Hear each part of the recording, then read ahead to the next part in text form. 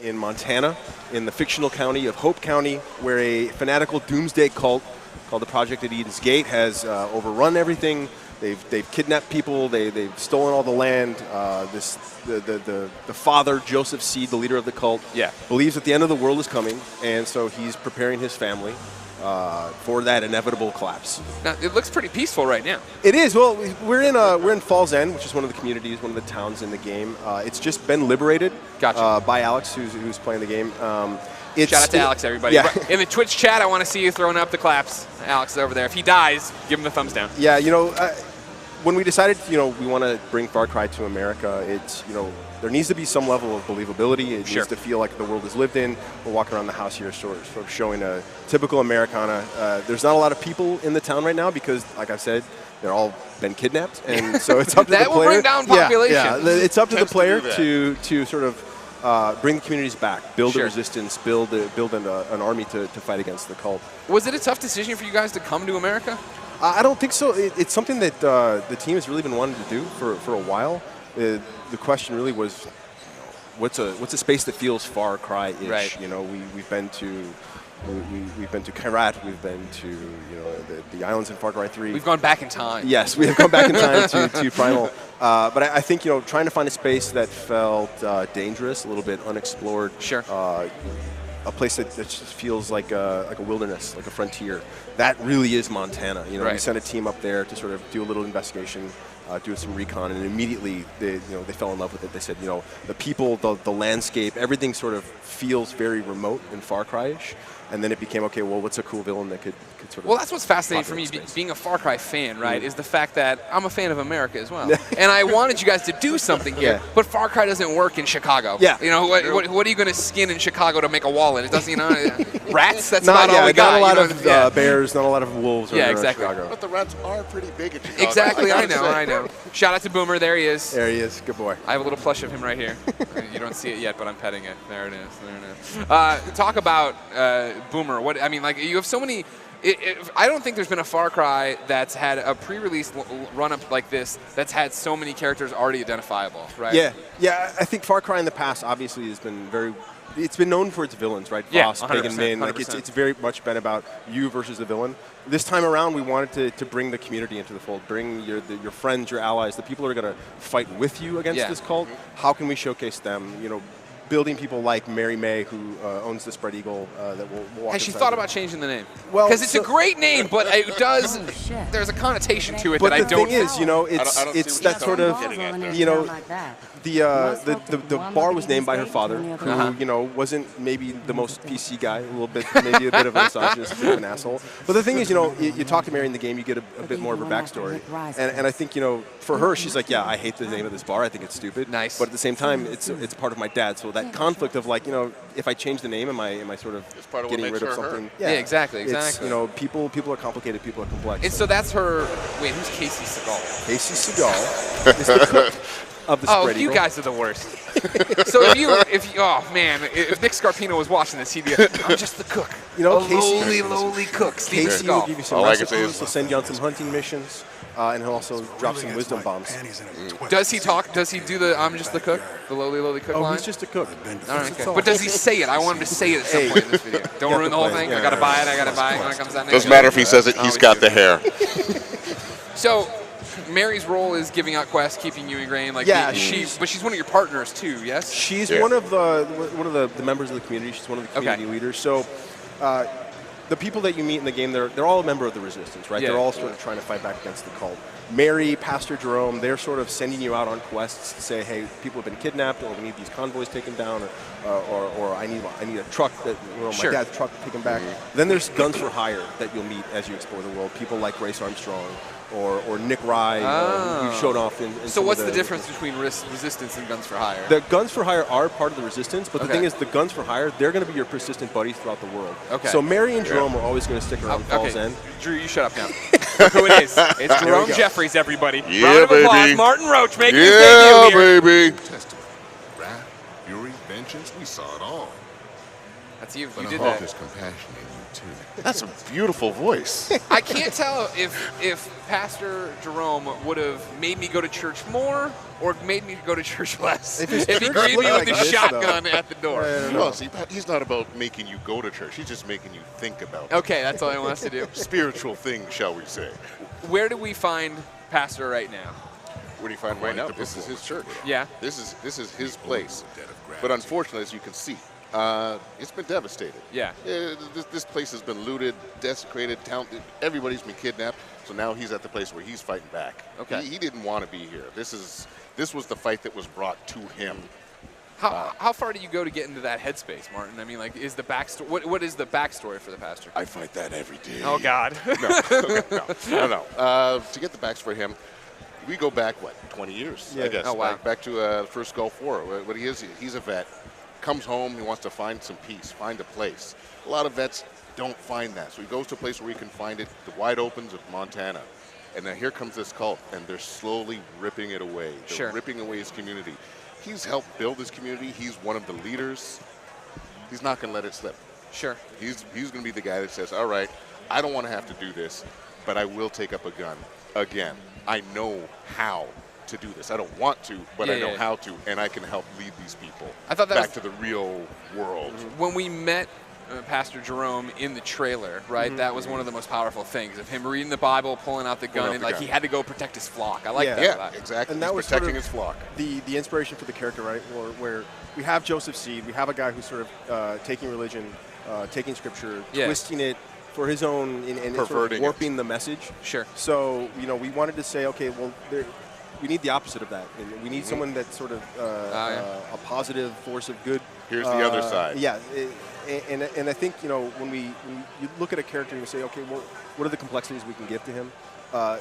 Having a man of God who, because of how far he's been pushed, says, you know what, I'm willing to sacrifice my own soul to save the people that I've been trying to look out for. Absolutely. To run back to the demons you ran away from is pretty cool. Exactly. That's cool. Is that fun to play? It's incredibly fun to play. Yeah. Because you got to dig. You got to dig sometimes. Sometimes I say something, and I just hear Drew on the outline go, okay, that's good, but I need to believe it more. I need a little more. So dig a little deeper. Alex is fixated on this truck, and I have to say my eyes are drawn to it as well. The Widowmaker. The Widowmaker. Oh, now, I like the bobblehead. A little boss bobblehead. Nice. I like the skirt that he's wearing. Of course, yeah. I mean, bringing new vehicles into Far Cry 5, big part of it. It's America, right? We want big monster trucks. It's Far Cry, all right. It's still Far Cry. We talk about the pastor and his demons, and then the big rig does a 360 after running over a barricade. All right. That's the anecdote factory at work. So we see a bit of the cult up here. They're roaming the countryside. They're going into towns. They're taking people hostage and executing them. And Alex is going to take them out. Oh, he's going to throw some bait. So, I mean, this is just the kind of stuff as you're exploring the world, you're meeting people. There's a bear that's now showing up. Is that a bear? Yeah, that's a bear. It's a bear. It's Far Cry. It's still very much Far Cry. Anything can happen. That would just be a rat in Chicago, so it makes sense. Yeah, why you're running over here doing this. No, but as you explore the world, these are the sort of encounters that you're going to find. Nothing's sort of scripted. Everything's systemic. Well, that's always been the power of Far Cry, right? Exactly. Where it is the fact that you guys, I think, are make what a sandbox game. What you make sandbox games that are fun to play because that is the story. Yeah, we can all go off and do the same mission, the same objective, but we're all going to do different ways and have different things along the way. It's about giving the players all the tools to sort of really just go off and cause as much mayhem and havoc as they want. Right. Boomer just steal a gun for you? Nice. Dang right he did. That's what Boomer's all about. Gives everybody the freedom. But yeah, so the world, we wanted to focus on a more non-linear approach with the story this time. So we had talked to Mary May earlier, who had mentioned that Nick Rye, who lives down the road, was having some trouble with the cult. Maybe you want to go check on him. We're not guiding the player this time around in terms of you've got to do this mission and then this mission. So the objectives are just like in any order you want. Yeah, and the thing is, like with Fall's End, this could be one of the first places that you go to in the game. It could be one of the very last. Gotcha. After the opening of the game, you're sort of dropped in the middle of the map, and you're just okay, just go. Go where you people, want. Go explore. Yeah, go figure out, build your resistance the way that you want to take down Joseph Seed in the cult. Interesting. So that if there's no real way to be like how far into the game are you right now? Yeah, you can tackle this in any order. Interesting. So yeah, Nick's having a bit of a trouble at his airfield. The cult has come in here. Nick's wife is pregnant with child. Okay.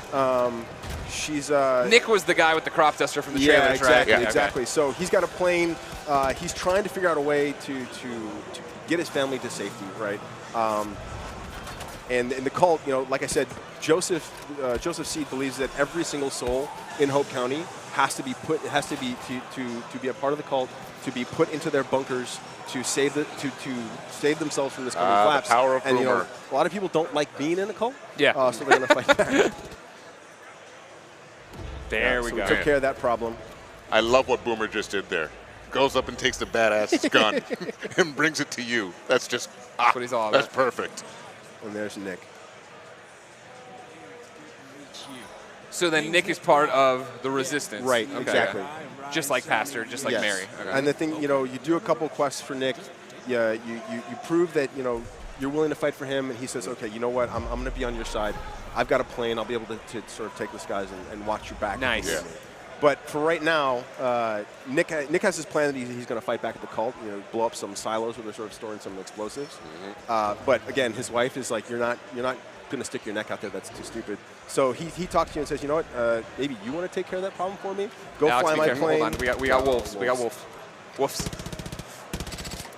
Good job, Alex. There we go. Yep. So There it there's is. Nick's plane. But I think for that, we might go do a little fishing. That's See, and this okay. is one of the things you got when I was talking before. You have such diverse landscapes, and now you have to come up with what kind of animals would be out here. Yeah. Fishing's brand new. Yep. What else do you have in terms of everything else that's happening? I mean, it's fishing, hunting, giving the player sort of. Far Cry is all about big action all the time, like there's insanity happening every minute. But at the same time, when you talk about Montana, the wildlife, we wanted to give the player the ability to sort of hang out in nature, have a good time, something a little bit more relaxing than just murdering everything. Always you come killing across. everything, Yeah. worrying about what's going to get you from behind. So we decided, we're going to throw fishing in. It's a big part of sort of the culture in Montana and culture, just sort of that frontier lifestyle. It's a way to just come here and decompress, relax, Yeah, and talk the it out thing with your is, friends. the minute the fishing went in, everyone became obsessed about it. Oh, Like, really? There's fishing tournaments back at the office. We've got a fishing tournament here at PAX. People are trying to catch the biggest fish to win some of the flag pins, and people are going nuts. Well, it's just who doesn't love to fish? Yeah. Oh, hey, every now and then you want to put down the stick of dynamite and pick up a fishing rod. Yeah, Just or throw the stick of dynamite in there and make it easier to get the fish. Dynamite in the net will travel. While we chill out here on the riverbank, I've been passed audience questions. Are you guys ready? Yeah, sure, man. Drew, the first one's for you. Uh-oh. Bobby writes in and says, what inspired the team to do this one in the USA? I think bringing Far Cry to the U.S. was something the team's been wanting to do for quite some time. Yeah. It just never. It always. The question came back to believability, right? Sure. Like, does it make sense? How could you set up Far Cry in the U.S.? So I think it was probably around 3 or 4 years ago that it started in earnest. Okay, we're going to set a Far Cry in the United States, and it just built from there, right? And I think that the sort of the current times that we live in. And the current state of things, all of a sudden, Far Cry in the U.S. seems way more believable than it did Of course, probably right. 5 It's years just, ago. there's definitely two sides of it everywhere Yeah. now. You know what I mean? Was Montana the first and only choice, or what? Did you guys toy around with the idea of a city? There were a couple different ideas on where to take it, but like I said, the minute the team went to Montana, it was like, oh no, this is it. So there's some other ideas in the back pocket, but let's say those were like, Those went away real quick. Yeah, it really did. All right, Martin. VIRAGOXV535 writes in and says, is that your natural vocalization, or did you rehearse to master a priest tone? You understand? I just do it. Yeah. And then for everybody, Lorem Gillespie III writes in and says, do you prep for voice recording, do you prep for voice recording with other actors? So is it an ensemble thing, or is it mainly you guys alone? Doing a play. Yeah. Okay. In the studios. It's actually So a really Drew, cool process. How do you guys capture and record everything? Are you doing it in booth, but when you go somewhere and they're together, are they doing the mocap so stuff? it's split between sort of like in gameplay stuff. So when we saw Jerome earlier, that's all VO booth. That's Martin in the booth, sort of just reading a list of lines. The cinematics then are all mocap, right? And we have our big mocap studio in Toronto. Where we suit everyone up in the mocap suits with the little balls and put a giant vice headset on them. It shines really bright easy lights. to act in, isn't it, Mike? And then say act natural. Very natural. You don't notice it. Hey, in your leotard right now, act like a big bad pastor. Here's this. And the leotard that tells no tales. You know what I'm saying? Okay. Here's this broom handle. It's a shotgun, and go act. Exactly. And go. Really? Really? In that studio, what did we use for the Bible? It was like a block of wood and plastic. Of wood. And they're like, no, this is it. This opens with a up. fake gun on the inside. Yeah. Well, everything. We spent a lot of time, props or sort of set pieces in the game, making sure that there's stuff that the actors can interact with because they've got all this equipment on. The more things you can give to them that sort of use their imagination to pretend, the better the performance is going to be. It brings us down. But it's got because of all the cameras that you're in the space, everything sort of has to be like a wire version of it because the camera's got to sort of pick up all the data on where the body is at any time. Final question before I let you guys stop fishing. Yeah. Do you do the voice recording separate? Okay. Well, here we go. It's tough to wrap that around your head and the booth too. You're like, okay, what am I trying to do? Because usually when you're talking with somebody, you get it, but you're just like, what am I?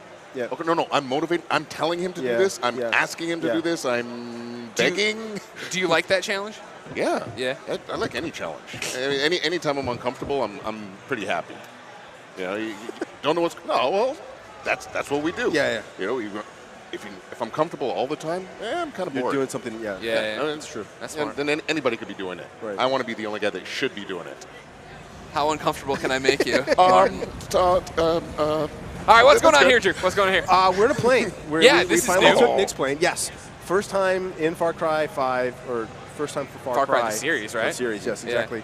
We're bringing sky combat, big planes, jets. We've got this sort of seaplane here that Nick has given to us. It's got machine guns on it. It's got rockets.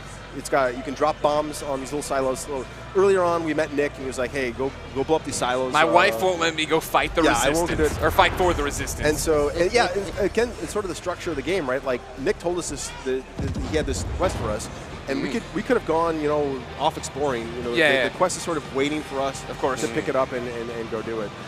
It's also a great view of how different what you guys have going in Montana right now. In this region, it's a lot of farmland. It's a lot of typical stuff that you might see in sort of the countryside. But the topography is way different. Like if you go to the north, it's much more mountainous, much more forest. It feels more. Gameplay-wise, feels maybe kind of more along the lines of like Primal. It's a lot of hunting, it's a lot of stealth. There's the other regions that I'm sorry. What is this on the left? What is the level? That is the resistance meter.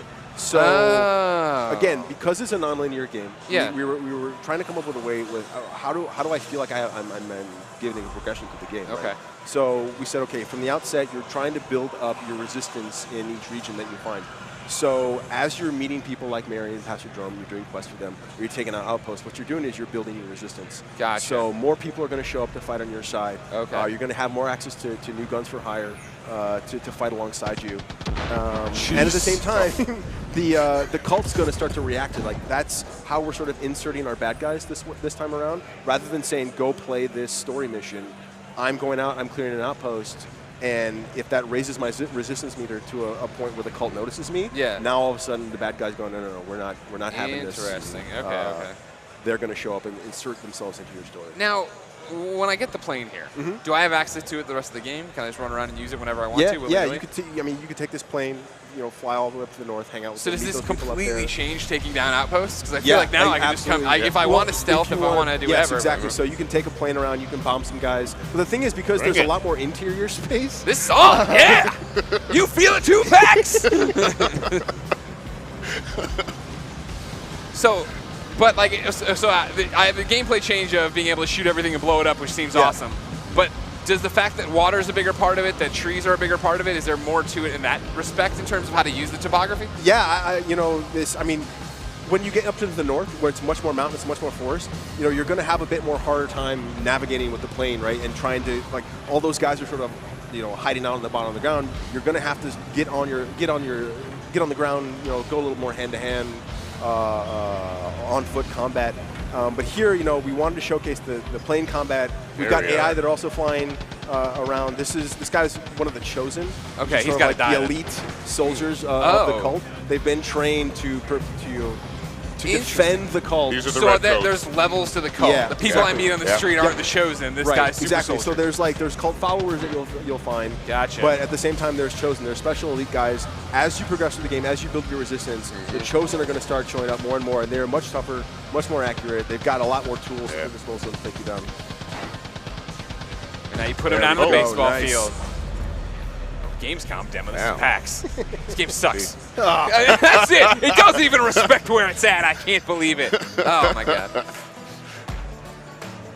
There we go. But that's how you take out the chosen. Nice job. Good job, Alex. We're very proud of you.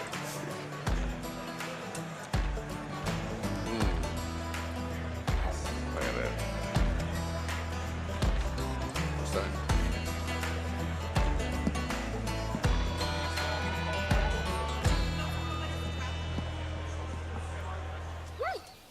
Hello everyone, my name is Philippe Fournier, associate producer on Far Cry 5. And I'm Mari Knadel, a scriptwriter on Far Cry 5. Today we're going to take you through our extended E3 demo and highlight some of the features that we're really excited about. Welcome to Hope County, Montana. This is the Holland Valley, a section of farmland that the project at Eden's Gate is using as their breadbasket.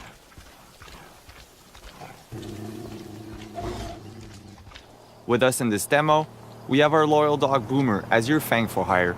For now, I just can't resist. The setup is too perfect. I'm going to use this tractor against the cult.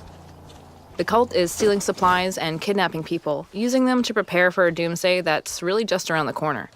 We're going to put you in the shoes of a rookie deputy and drop you into the heat of the conflict. In Far Cry 5, we want to give you tools that feel like they belong in Montana in your fight against the doomsday cult.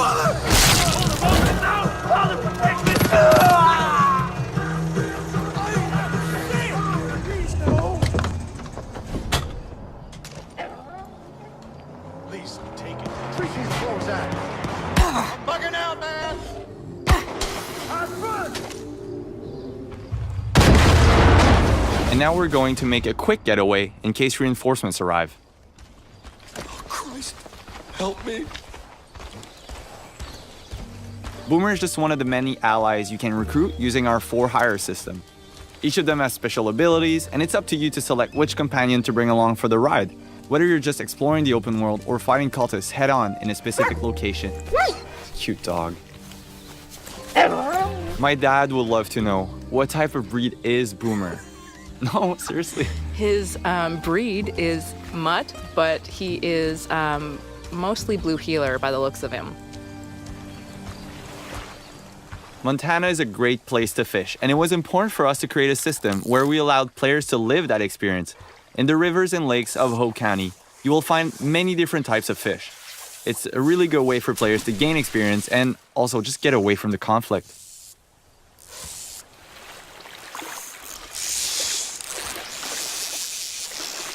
And here we see the player needs to fight a little bit to get the fish. Nice, catch of the day on the menu. So it's nice to unwind with some fishing every now and then, but we know the cult isn't taking any breaks because they have an apocalypse to prepare for.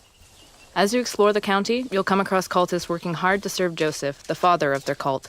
They're taking food and supplies for their bunkers, they're blocking the roads so no one can escape, and they're destroying resources so the resistance can't use them. And it looks like we spotted something up ahead. Yeah, let's take out our binoculars. It seems like there's a small group of cultists there, Mari. All right, so this looks like a forced baptism. What do you say we get in there, Phil? Yeah, let's do it. I think the best approach would be to go in stealthily through the river with Boomer by our side. I think we're well equipped to get rid of those two guys. Here we're using one of the iconic weapons featured in Far Cry 5, the revolver. And you'll be able to customize those weapons by adding attachments or changing the color scheme and hunt the cult in style. Go, Boomer! Alright, Boomer showing off one of his skills. This can really be a game changer in a fight where you're a bit low of ammo or you don't have the right weapon for the situation. He's a good dog. You know, Boomer's a great all-rounder who can support any playstyle. Even without your commands, he'll fetch guns for you, take down cultists in a fight, and he'll tag enemies and animals from far away with his keen sense of smell. The game being set in America, it was important for us to bring a wide variety of vehicles from pickups to tractors to big rigs like this one. This one is specifically called the Widowmaker. It's like a battering ram on wheels, and is a great tool to create chaos and take down enemy vehicles or roadblocks. And it looks like we got one here. Let's do it. Pedal to the metal. That Voss bobblehead didn't even move. We're so good. We got him glued onto the dash. That's it. Boom. So it sounds like we're listening to the Cult radio station. I gotta say, some of their hymns are pretty catchy, Phil.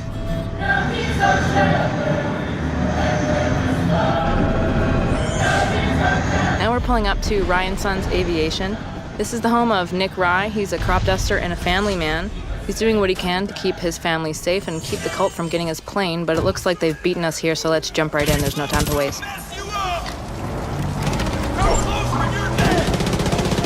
And let Boomer kind of create distractions for us to get behind cover and help Nick fight the cultists. In Far Cry 5, you'll need to improvise and choose from a vast arsenal of weapons and find elements in the environment to take down the enemy. There we go.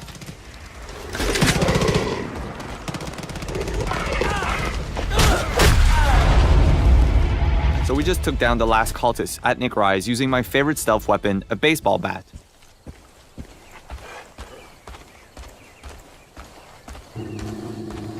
Sometimes you can hear Boomer growling when he feels a threat nearby. And Boomer is just part of Far Cry 5's living world we've built, where there's always something or someone around you whether you notice it or not. This means you'll always need to be prepared.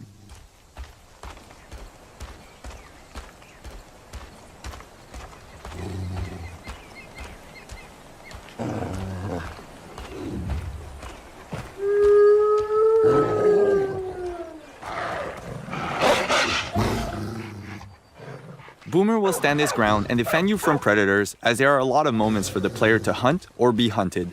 And we've built a deep ecosystem that represents Montana's wilderness. So, we've seen ducks, a sturgeon, deer, and this is just a small sample of all of the wild animals that you'll encounter in Hope County. So now we've jumped into Nick Rye's plane. It's been in his family for generations, and with it we'll take to the sky to destroy some cult silos that are hoarding explosives. The world that we've built is larger than any Far Cry before, and for the first time you can explore the world in any direction that you choose right from the start. In this demo, we're in Holland Valley, and this is just one small part of Hope County. Montana is called Big Sky Country after all. Flying is a great way to travel, explore the county, and scout out new opportunities. And also blow things up. Woo-wee! Look at that go! Nice work, partner. Go get the other one. Oh, looks like the cult has decided to intervene.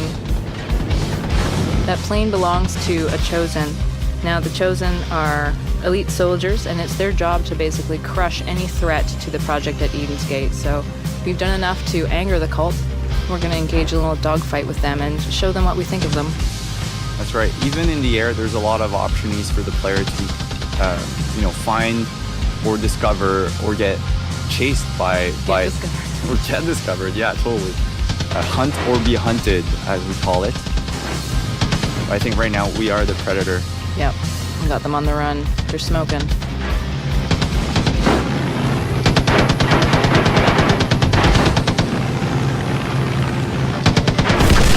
And we did it.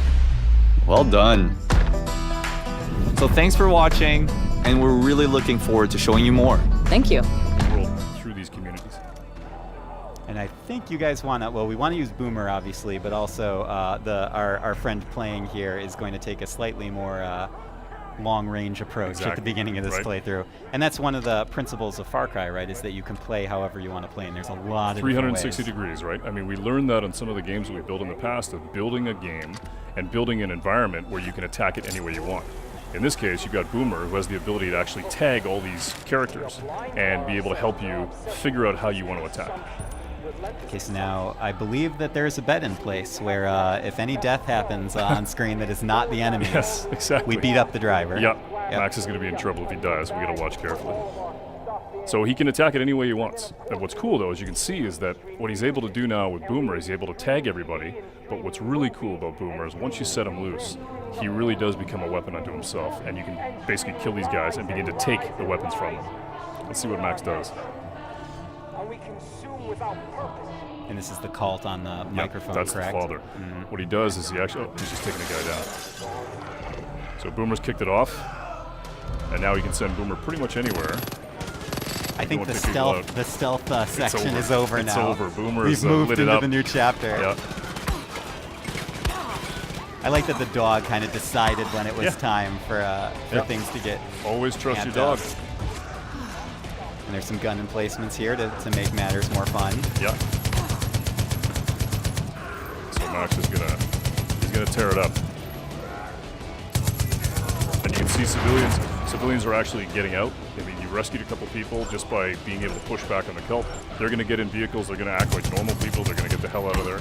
And then Boomer's gonna step in. Now reinforcements have showed up. So now you got to think about, all right, how do I spin that plate a little differently? How do I get it so all those guys that showed up in that cult vehicle, maybe you can send Boomer in and basically try and take some of those guys out? If you had pulled your parachute in that very short jump, would anything bad happen? Okay, maybe we'll try it next time. Oh, jeez. Perfect. Except for all the smoke. Yeah. We can't see. Go, Boomer! Take him down. Good old reliable Boomer. Yep.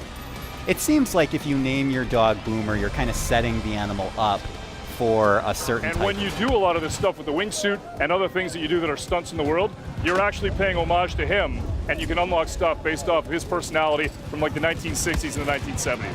That was a PlayStation Live for me. There you go. Heard it here first. There you go. I'm sure Dan's colleagues are just over the moon. Exclusive. And you know, I know we're already a little bit through the demo here, Dan, but we didn't really talk about the father and the cult yet. But that's obviously a huge point in Far Cry 5. It's sort of the antagonist of the series. Yeah, I think people know that we've worked really hard, and when you think about it from the standpoint of Far Cry 3 and Boss, to cobble together this idea of the father. And then we started to think about, okay, who do we get to play this?